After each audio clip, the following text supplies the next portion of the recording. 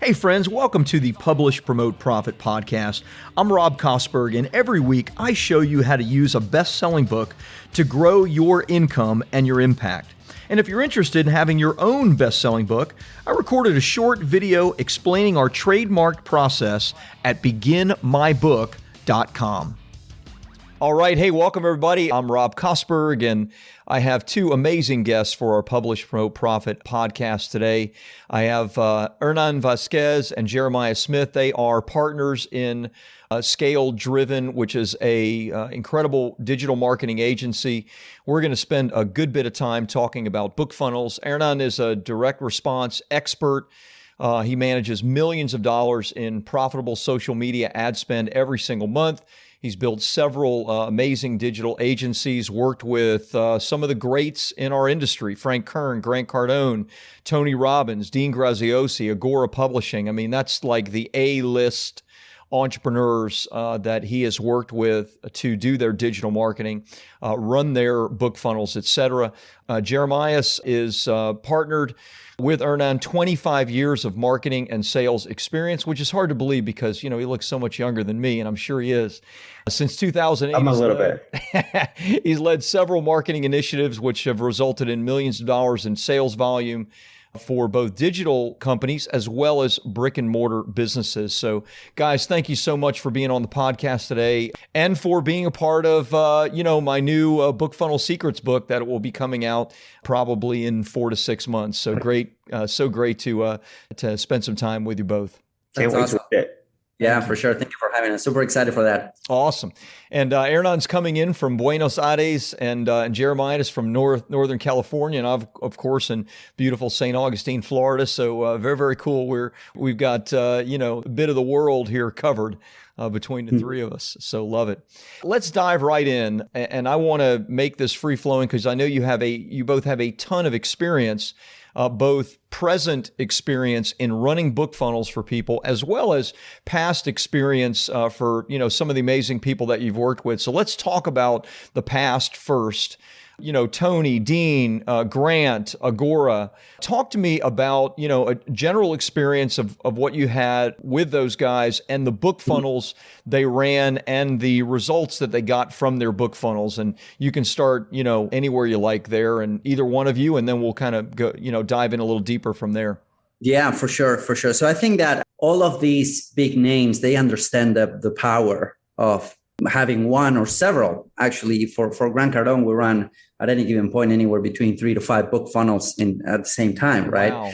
With his many books that he has. Did not know that. That's awesome. Yeah. So they definitely understand the value and the power that this mechanism of acquiring customers and then upselling them into something higher ticket can have for their business. So, when I was working with Grant Cardone, I worked with him for a year and a half. I helped him build his agency, and his agency was built, on the backbone of one of his many book funnels. So we were able to run advertising, social media advertising for the most part for 1 or 2 of his book funnels, and then the sales guys will just reach out to everyone that would come through that book funnel. And that's how we was that cold outreach? Was that just outbound dialing that they did? They did a little bit of outbound dialing, but mostly we were working with warm leads and warm buyers, like people that have gone through any of Grant's programs for the most part, and also retargeting on Facebook ads. That was a big deal as well. And so it was mostly since he has established brand, we didn't necessarily have the need to spend a lot of budget on cold audiences, right? Prospecting and whatnot. So we were actually working on his book buyers and pretty much everyone that has bought from him. And that allowed us to go from, I think we started with 30 clients. This was pre-pandemic. So we started at 30 clients and we ended up with over 250 agency clients in the span of 8 months. Wow. Something like that. Yeah. The growth was super, super big. And it was built as a way of monetizing all of these buyers that he was getting through the book. Another example of that. So he was all about free plus shipping books, right? Like we know that model. the free plus shipping methodology. But then what I tested when I was working with Frank Kern, I was his main CMO marketing guy / main media buyer. And at that point, he was selling his book Convert 2.0. Yeah. And mind you, this was a digital copy. So it wasn't a free plus shipping book, but it was a digital copy of the book. And we saw kind of the same results. I understand why people would do the free plus shipping when you charge a little bit more versus the digital copy. The digital copy is just easier, just send the digital copy and whatnot. No fulfillment cost. No book costs and whatnot, and no delay on getting the book and whatnot. So I think there's value on both of them, right? But we didn't see a lot of drop off in conversions. We actually had to charge a little bit less because it was a digital copy, but he used that to build his continuity program. At that point was the network. That was a $400 a month continuity program. He got to. I was in it. Oh, you were in it? Yeah, sure. For sure. I think everyone I know was in that program, and it was built on as an upsell. He had an upsell to try that program. And then on the back end, it was all about selling that continuity program with different hooks and angles. And I think that at its peak, it had anywhere between 1,200 to 1,500 paying members. Yeah. So if you do the math, that's quite a chunk of change that's coming. $500,000 a month. Yeah, for sure. Just from that continuity program alone. So I think that helping these guys to launch acquisition funnels, like actually showing you how they can afford to advertise, because they never stop advertising at all, right? How they can afford to keep on advertising, how they can afford to keep on acquiring customers, because they build this machine, on the back of book funnels. So I think that they prove the point that they work. Yeah. Love it. Jeremias, thoughts on that? Yeah, I mean, I agree. And I think one of the main things too with the book funnels that's also important to mention is the back-end process as far as follow-up. Too often, one of the things that we see is a lack of follow-up or a lack of back-end offers with the book funnels. And whether you're going to be selling a continuity program, like in this example, or you're going to have a sales team on the back end, I think it's important to make sure that a follow-up process is also in place so a book funnel can perform that much better and use it as a customer acquisition system. Love it. Yeah. Love it. I do want to dive into like some of the stuff you're seeing right now, what's fresh right now. But maybe one more kind of general question about these guys, about Tony, Dean Graziosi, Grant Cardone, Frank Kern, is one thing that I do, and I'll be offering it as a bonus in my next book funnel, is every time I see a book funnel, I go through it and I buy everything. So, and I record everything, and I have an entire, Vimeo stock of all of that stuff. And so I bought Convert 2.0 2 or 3 times, for his various offers. Cause Frank keeps compiling them in different ways and reusing them. And I went through Grant Cardone's, one of his book funnels. I don't remember which one, but it was very unique in that the only upsell was like this $10,000 thing, which I thought was, and I didn't buy that, but it just seemed so, I don't know if you recall that. I'm sharing this story because what I'd like to hear from you is what kind of unique things have you seen work with book funnels? Because like that selling that $10,000 thing, that was his only upsell. Did that actually work? Like I always wondered, like, did that dude make any sales of $10,000? Yeah. It's a book from like $5 to $10,000. I was like, holy crap. And it was like push a button and put your credit card in. So talk to me about the uniqueness. Tell me about that. And was there anything else unique that you saw that was like, maybe worth talking through?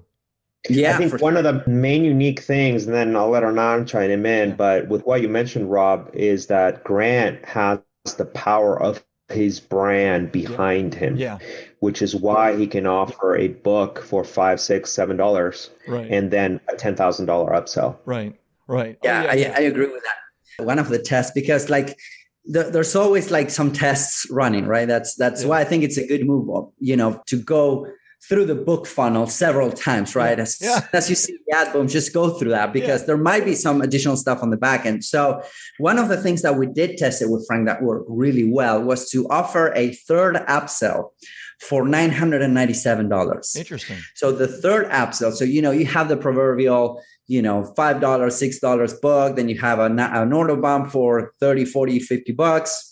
And then you have maybe an upsell for $197, downsell for 3 payments, $297, those type of price points.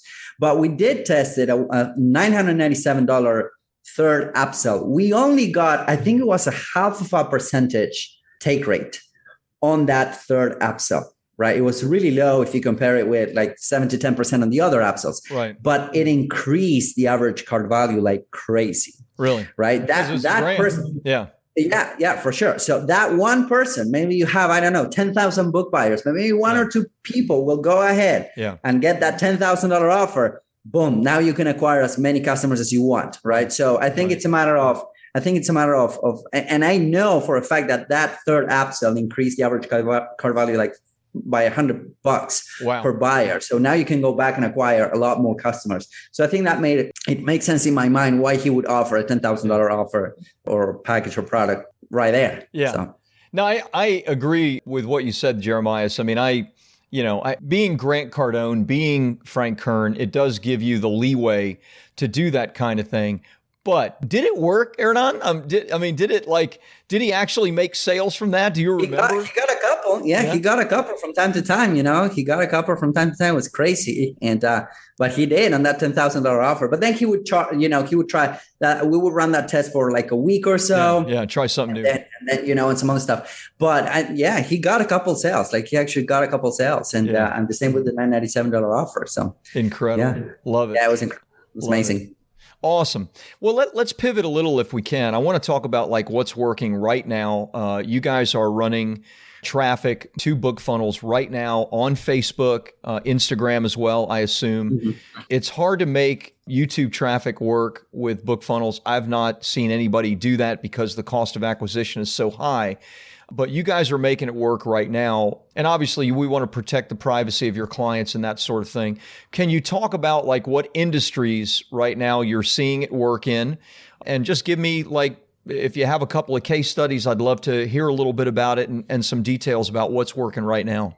Yeah, for sure. So most of the stuff that we do, if not all of the stuff that we do, is business to business related, right? Okay. So we target other entrepreneurs, business owners, so everything is B2B, which is funny when people say that you cannot target B2B on social, and that's not the case. So there's a couple of things that we're seeing both on the traffic side of things and on the funnel side of things that are working right now.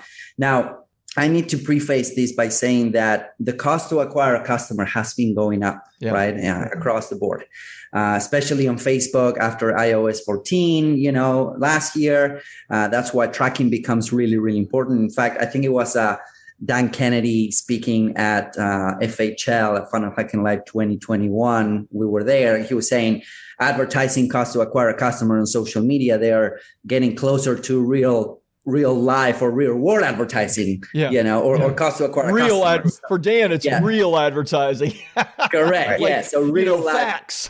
So it was that. And I was like, he's right. Because the cost to acquire a customer is getting higher. So of course, there's a couple of things that you can do to remediate that. One of them being charging more money, usually on the upsells. There's a roof as to how much money you can charge for a book. But on the upsells, of course, there's some price elasticity, if you will. So you need to acquire or you need to achieve higher average cart values for you to scale your ads. Yeah. Like right now on the entrepreneurial space,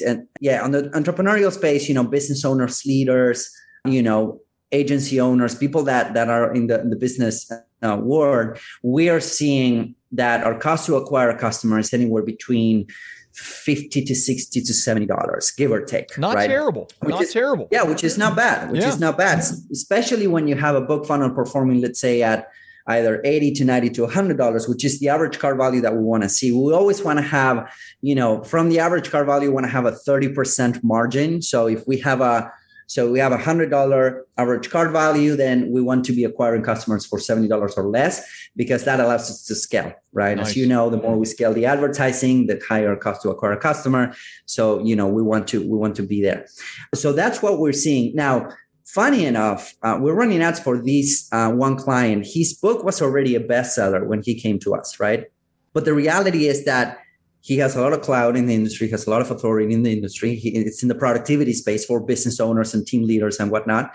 He focuses a lot on helping insurance agents, realtors and whatnot. So it's strictly B2B. And the book has such a powerful positioning or framing or hook that on an industry that we would be paying anywhere between 50 to $70, we're actually acquiring customer for $20. Oh my God.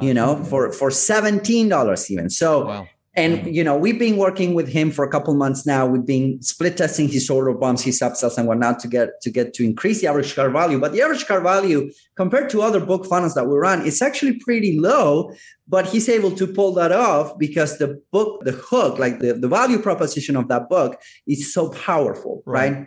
Yeah. So he went from selling just a handful of books, based on referrals, word of mouth and whatnot. And he speaking on stage to selling a couple dozens. I think that we're on 20, 30, 40 books per day right now, and then we're helping him develop the backend because again, it was all about, the cloud that he's built on his business throughout the years. But I think that's really powerful. Like, wow. Of course you can, it's more expensive. That guy must love you guys.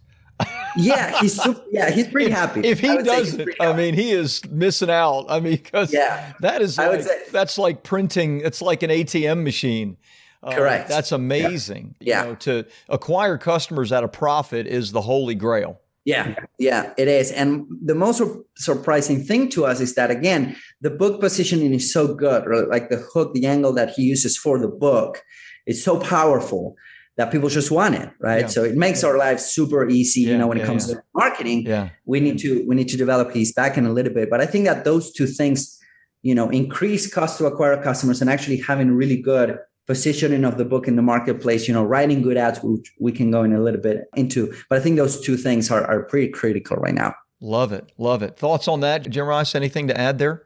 Yeah, and to add, when it comes to the traffic piece, I would say that there are three main pillars that are important, especially with Facebook advertising. And most of the traffic for this particular funnel is going through Facebook. Number one is targeting. For targeting, one of the secret sauce pieces that we use is third-party data. This is data that in the United States comes from Equifax, TransUnion, Experian, as well as Visa and MasterCard. So if it's a B2B style campaign, or even for B2C, we can specifically target people who might be interested in the topic, not because they say they're interested on Facebook, but because they've actually made a purchase. For example, for B2B, if they're a business owner in a specific industry who's actively purchasing this type of information, we can find that data and we can position ads specifically in front of those people. Right. So that's pillar number one. Number two, like Hernan touched on, I'm sure you'll go into it, is creatives. The creative piece is really important. One of the things that we're doing is refreshing ad creatives every single day. Wow, every day, not every week, but every day. I'm sorry, not every week, not every day. Sometimes week, okay. a few times a week, a few times a day, or a few times a week, every couple of days or so. Gotcha. And then the third and final piece is the tracking piece. Especially with iOS updates, we use third-party tracking software that essentially overcomes the 7-day attribution window that Facebook has. Do you use Hyros? With some, we're using more AnyTrack. AnyTrack is a different type. AnyTrack is a different tool that we're using right now. One of the key differences between Hyros and AnyTrack is that AnyTrack uses click ID tracking, and Hyros uses email ID tracking. Interesting. Okay. Yeah. So if a client will come with Hyros, we'll use it. But I think that the tracking part, it's really important because usually on a book funnel, you might have somebody that might come in, they might bounce, but usually over the first 7 days of seeing the offer, for the most part, they can buy, right? The thing happens when you're trying to have a back-end process attached to that, right? So, what happens with, especially on the B2B space, most transactions, most meaningful transactions happen after the 7-day period. So Facebook goes completely blind, not to mention after that 7-day period, not to mention all of the iOS, tracking issues. So you could say, I don't know, 60% of the traffic that's running on the US right now, Facebook has no access to that. So historically, Facebook used to over-report, right, on the ads manager versus what we could see on the funnels. But now Facebook is heavily under-reporting. So it needs a little bit of help. And the way we use third-party tracking software is not only to feed the actual amount of purchase, if people, got an upsell, got a downsell, all of those things, but actually feed data 30, 60, 90 days after that happens when it is, when your back-end process starts kicking in. When the high-ticket sale takes place and that kind of thing. Exactly. So what we do is we send that data back to the pixel so that we can see, okay, over 90 days, this campaign has a super high ROAS, even if it might not be super profitable on the front end. Over 90 days, we're able to see that. So ROAS is return on ad spend for anyone listening. Yeah, for sure. And that's the point, I would say, that where we can throw gas on the fire. Right. That's when we can start. After about 90 days of really tracking and looking and seeing what's working when it comes to the high ticket piece of it. Yes, correct. In fact, for one client, we were able to, once we installed Hyros, they realized that most of their high ticket sales, they had an acquisition funnel with a book, and then they had programs in the back end from $5,000 all the way up to $50,000. And we realized that the way that we would scale, they were actually spending anywhere between, I think they were spending $30,000 to $50,000 a month on ads, on social media ads. And we were able to scale all the way up to $1.5 million a month on ad spend. Whoa. Because we were focusing on the back end. Whoa. And that was with a book funnel. That was with a book funnel. Yeah. That was with a book funnel. Oh, let's talk about that. Could we? Yeah. Okay. So was that B2B as well, or was that B2C? It was kind of a hybrid offer because it was a business related offer, but it was positioned so that everyone could start their business. So it was the way I like to call it is like a everyman's offer, right? So it's not specifically to a niche, but the way that we were able to scale that much is what's presented. I think I know which one it is. Gotcha. Yeah. Probably someone with us in Brunson's inner circle, but at any rate, I think I know. It doesn't matter, but tell me more about it, because that's very exciting. We're talking about, somebody that was really able to scale it in significant ways and just using that book to massively grow their business. So tell me a little bit about the upsells and downsells. Tell me a little bit about, I guess you were losing money on the front end, but that's because the back end was so profitable and you were able to track all that. So give me some details. What was the cost of acquisition approximately? What was the average, what were you losing per book sale, et cetera? Yeah, for sure. Great questions. So of course, at that scale, the only way that you can realistically scale to that amount of money per month, and we were talking about Facebook, they were also running another 1.5 million on YouTube. Wow. There was a lot of volume coming in, right? It was a lot of volume coming in, and they were ready to lose some money. And at that point, we compare cost to acquire a customer on Facebook versus cost to acquire a customer on YouTube. YouTube was way higher, but it also translated a little bit better on a slight higher lifetime value. Yeah, on YouTube. On YouTube. Yeah, that's also typical. Yep. Yeah, but also they were amassing, they wanted everyone in the funnel, basically, right? They didn't mind. So it was like the typical proverbial book funnel, which is, it was a $5.60 PDF. It wasn't even free plus shipping. Upsell one, we tested like crazy. At that point, with so much data, we could test every day. We split tested like crazy. And so at its peak, it was first upsell $97. It was an order bump for 30 something. First upsell $97, second upsell $297. So nothing out of the ordinary. They had a downsell for the first upsell for $47. And then they had a downsell for the second upsell, which was 3 payments of $97, something like that. 4 payments of $97. So proverbial, typical book funnel. Yeah. When we grabbed the campaign, the cost to acquire a customer, since we were targeting really broad audiences, and this was only US. This was only US because they didn't have funding capabilities on other countries for their backend programs. So we were only targeting US. Gotcha. Right? So this was only US. When we started the campaign, our cost to acquire customer was around $60, anywhere between 40 to $60. Their average order value was around $97, $90 to $100. That was their average order value. So they had a nice gap. As we started scaling, of course, they were losing money on the front end.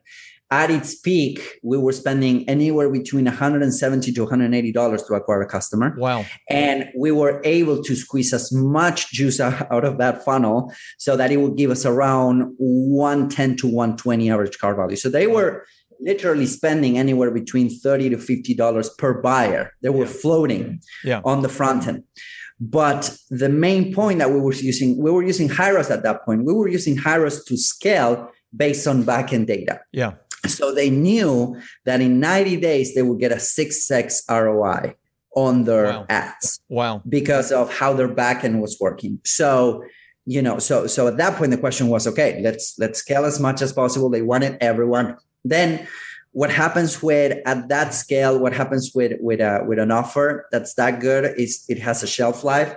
So at the same time, and then at that point we parted ways because they started building an internal team, which makes a lot of sense at that volume, right? To have an internal team of people. Sure. But they were starting to experiencing not only creative fatigue, but also offer fatigue. So what we're seeing is that every, at scale, we're talking anywhere between $300,000 to $600,000 a month on ads.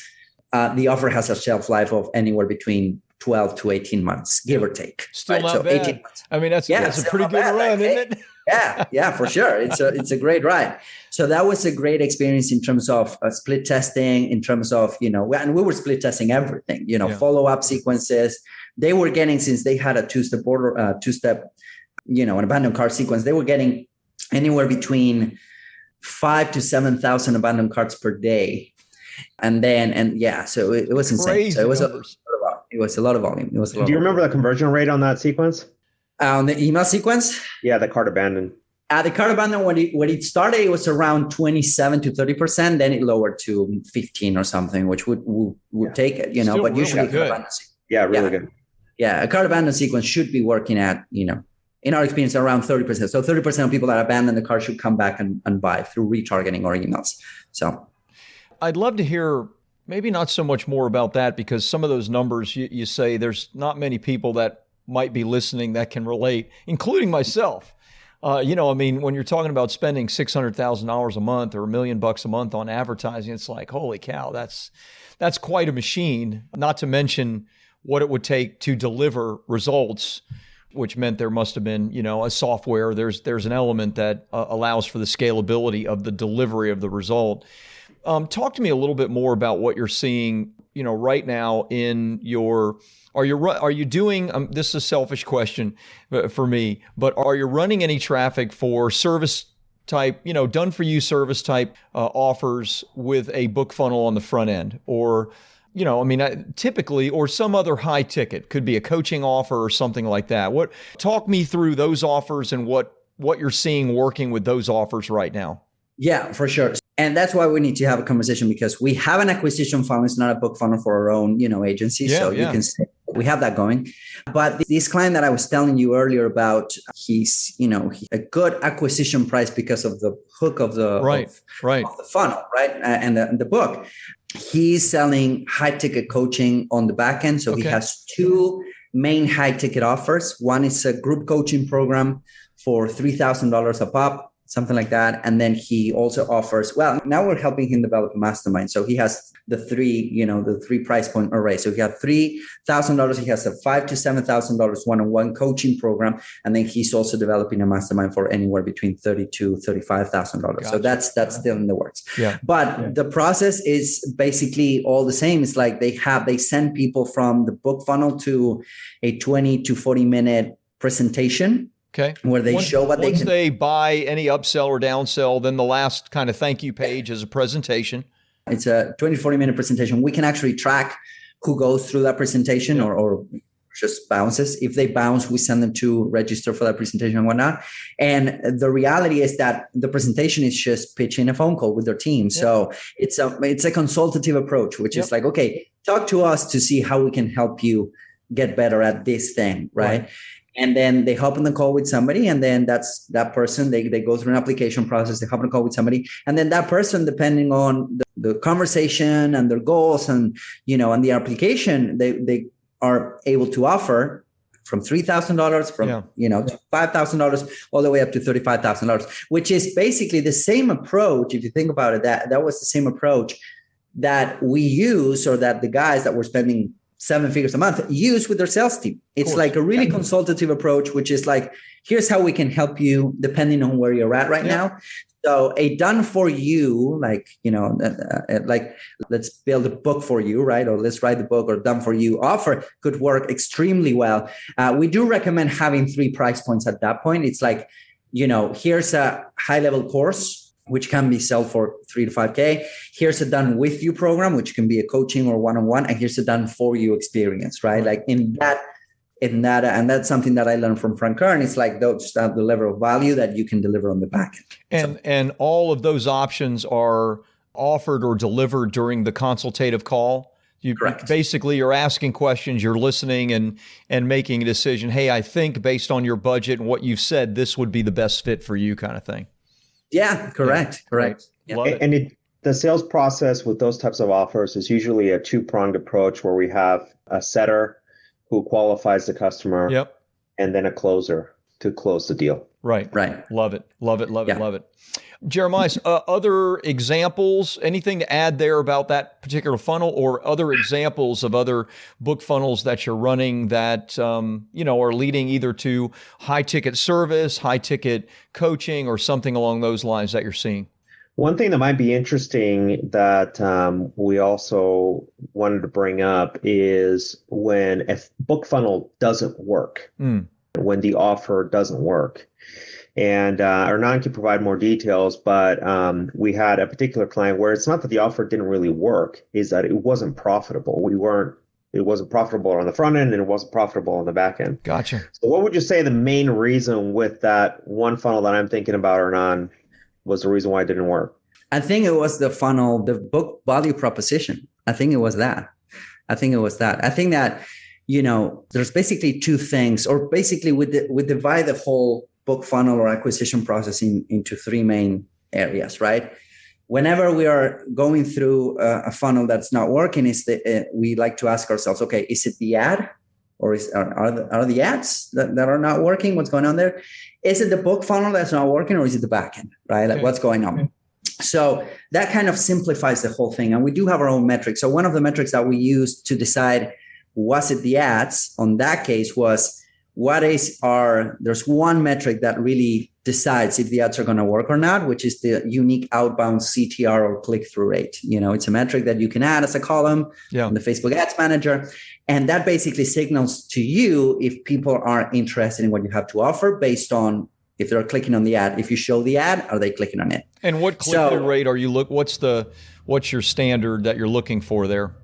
Yeah, on Facebook, anything above 1%. Okay. So anything above 1% is good. Anything above 2% is pretty good. Everything above 3% is great. Then you know it's not the ad. It's not the offer of the ad. Right. Exactly. Yes. Because what happens when book funnels don't work, right? They're broken, or they're not profitable, or they're not there, is that it's almost always sexier to go and tinker with the ads, right? Let's launch a new thing. Right. Let's rewrite the copy. Let's do this thing, instead of just rewriting the whole sales letter, right? Or positioning the whole thing again. So that's the hard part.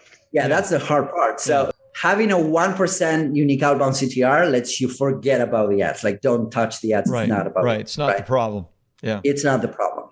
Then we want to take a look at the metrics of the funnel, right? We want to look at least anywhere between 5 to 7% unique hits to book buyers, sometimes 10%, depending on the niche. Then we want to make sure that that's being hit. If that's not being hit, then we need to rework the sales page, right? From unique clicks to book buyers, we want to have anywhere between 5 to 7%. Then the order bump, right? Like the order bump needs to convert at 25 to 35%, right? Yep. And then the first OTO needs to convert at 10% or 7%. So we have those metrics. So we're ticking, right? And then we know exactly what to work on. And then if people are, at that point, if ROAS is there, or average car value numbers are ticking, average car value is not there, we need to increase prices, right? And then we take a look at the back end. I think the main point is that the problem were not the ads. The ads were having at least 1% unique outbound CTR. So I told our media buyers, hey, let's keep the ads stable. And then we reworked the book a couple of times, and the client knew that the book positioning and the hook was not ticking for people, right? People were not understanding. So that made that, people, like, it was costing us more than it was making us to acquire book buyers. Before you finish, what is your definition of the book positioning and the hook? Because that means one thing to me, but I want to make sure that we're defining the same way. The title. I love it. Yes. I love it. Yeah. I love when I have a conversation and I'm learning something and I'm thinking about something new. So I have a couple of questions for you, but I want to let you finish your thoughts. So keep going with where you're going, and then I want to come back to this. Yeah, for sure. So I think that was the main reason why the book funnel didn't work. It was because the title, the hook, the title, the hook. Yeah. Like, what's the value proposition of the book? Yeah. So what I think was the main issue is that the title, the hook, the value proposition was too generic, right? It was too generic. Yes. So it wasn't hitting a pain point on the audience. So that's why we tried a bunch of different copy angles and different, landing page designs and whatnot to do that. But we didn't, because people were not buying the book on its own, like, if we put it in a shell, will people buy it? That's the question. Yeah. So here's my question. And I've never thought of this before. What would stop you? And I'm the publisher guy, right? So we've done 1,200 books, and we love our books and we love our clients' books. And I mean, the thing that we spend the most time on is niching down for our client and developing a great hook. But there's certainly occasions where, people choose to go broad for one purpose. What would stop you or that individual or me from putting a whole new skin on the book, a whole new title, right? Basically a new cover, new title, and testing that completely. I mean, because, Publish Pro Profit's a Wall Street Journal bestseller. It's a USA Today bestseller. But in one sense, I don't care. I mean, it sells every day as it is. Why couldn't I, without changing, the honesty of this is what the book is about. The book is about writing books, marketing books, making money with books. Why couldn't we just reskin, or could they have just done that? And you're nodding, so I'm assuming yes, but tell me. Ego. Oh man, ego is the killer. That's the number one reason. Yeah, it was their baby, the book, like, they have a whole brand built around this and whatnot. And I think that they built the brand, and, it makes a lot of sense what you're saying, Rob. It's like, okay, let's reskin this. Let's figure it out. It's really easy to test on Facebook. Like, you don't have to spend a lot of money, right? Like, you can send traffic to 5 different landing pages. You can even do lead generation ads if you want to test an angle, hook, see what the other results are. But I would say it's that. Wow.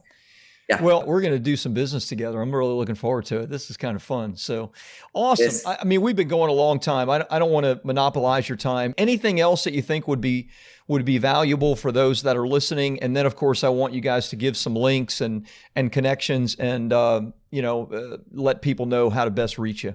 Yeah, for sure. So one last thing that I wanted to say, which I don't think we touched based on, was like what type of creatives are working on Facebook, and like what you show people. Yeah. And right now, what we're seeing that are working really well in terms of delivery of the ad, in terms of what Facebook likes. Because if you do what Facebook likes, then Facebook will reward you with lower cost to acquire a customer, basically higher CTRs, lower CPMs, which is how much we're paying to advertise on Facebook. So something that Facebook is really liking are Facebook and Instagram being social networks. You want the ads to be really social, right? So we're testing, when we test for clients, we test with a slew of different ad styles, ad types and whatnot. And these keeps on winning, which are super short videos, 1 to 2 minutes long, or recorded with your phone, selfie style like this, right? Where you're giving a quick tip or a little bit of value, right, to your audience based on what's in the book, right? So you can grab a chapter, you can talk a little bit about that. It has to be 2 minutes long so that you can both run it on Facebook and Instagram. And then you run that as an ad. And the call to action is simply, hey, if you like this, you want to learn more about this, go get the book, right? Those videos are getting the most amount of love right now from Facebook because they're social. People are on Facebook not to buy anything, but they're scrolling around. They're seeing what's up with their families and whatnot. So those type of videos, selfie style, Do not go crazy with editing. Do not go crazy with lighting. Just, pull out your phone, record 5 of those and run those to your ideal audience and just tell them to get the book if they want to learn more. So keeping it super simple. And besides that, besides the direct call to action with those videos too, one of the main things that it does for us too is build an engagement audience. To retarget back to. We use that a lot for remarketing. Love it. Yeah. Guys, I mean, I know for many people listening, we went into some really deep waters, but what you guys shared was like gold today. So thank you. You guys are true experts at your craft. It's an honor to have you on today. Where can people reach you guys? Where can they learn more about scale-driven marketing and your work? For sure. So if you go to scaledriven.com, there's a little bit of a message there. People can check it out. We have a couple of case studies. We've been focusing on social media ads, Facebook, Instagram for the past 6-7 years. And, running traffic to book funnels is one of our favorite things ever to do. So if that's something that resonates with you, you can head over to scaledriven.com. And we also have the framework that we use to write and put together really good ads that, those are the ads that we use to generate a lot of results for guys like Frank and Grant and whatnot. And if you go to scaledriven.com/framework, because we put together a framework, we put together a formula, how we are putting together those ads. So if you go to scaledriven.com/framework, you will be able to see a message there, and you can get access to the way we write ads for our clients to get them the results that we're getting. So love it. Anything to add there, Jeremias? No, that's all I got. I'm pretty active on LinkedIn. Hernan doesn't use LinkedIn that much. So if anybody wants to reach out to me on LinkedIn, they're more than welcome to. Love it. One last link. I went through your acquisition funnel and bought a bunch of your stuff, which was really good. And of course, I recorded it all, but I don't remember what that link was. Let's give that link as well, because if somebody wants to go through and see like this stuff in living action, you guys have a beautiful funnel. So what's the link for that? Yeah, for sure. It's scaledriven.com/framework. That's the one. Oh, that's it. Okay. Yeah, that's there you go. You got it. Love it. Hernan, Jeremias, thank you. Thanks for your time. Thanks for your generosity and sharing. Super glad to have you on the podcast, and excited to have you guys as a cool case study and example in the book as well. So thank you again. Thank you, Awesome. Rob. Hey, thanks for listening in on the Publish, Promote, Profit podcast. If you enjoyed it, please take a minute and like and subscribe to the podcast, because every week I bring you either great guests or great teaching to help you to grow your income and your impact with a best-selling book. And if you're interested in having your own best-selling book, check out my short video which explains our trademark process at beginmybook.com.